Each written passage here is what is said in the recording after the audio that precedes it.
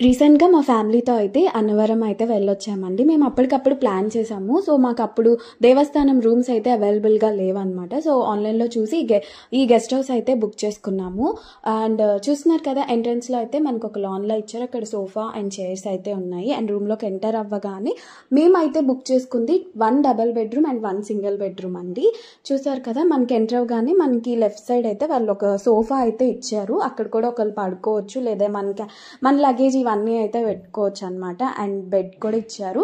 Double bedroom ఏంటంటే ఆ sofa ప్లేస్లో ఒక బెడ్ అయితే ఇస్తారు.